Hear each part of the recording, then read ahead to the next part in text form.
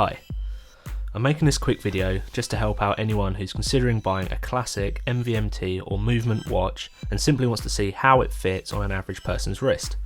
Before I bought this watch I struggled to find videos that showed this configuration and I found it generally quite difficult to tell whether or not it was too large for me.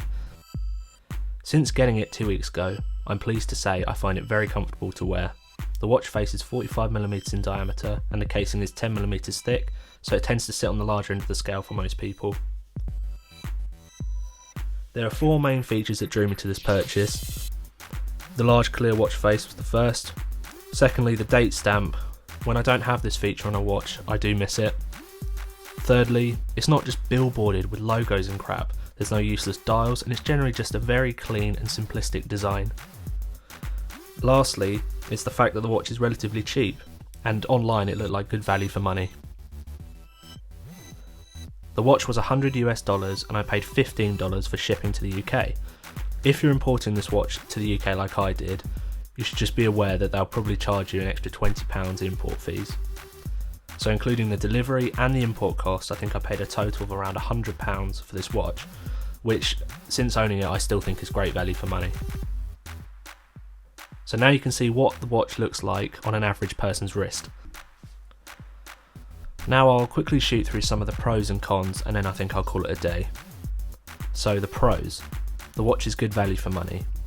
There's a date stamp and it's a nice, elegant and simplistic design. Also, the inside of the watch is a brushed stainless steel, which feels nice, it doesn't stick to you and it just makes it comfortable to wear. So perhaps more importantly, some of the cons. The watch is pretty heavy, the casing's thick, and if you aren't used to this you may find yourself accidentally just whacking it on things to begin with. The links are really tough to remove. On my watch I found it really difficult to force the pins out and actually ended up using some very thin nails and a hammer. Fortunately though, on the inside of the strap there are arrows which indicate which way you need to drive the pins out. The clasp is sometimes difficult to engage, however once it is engaged it's not going to come off, so I wouldn't worry about that too much. And lastly, some of the edges are quite sharp, but it's really not too much of a problem.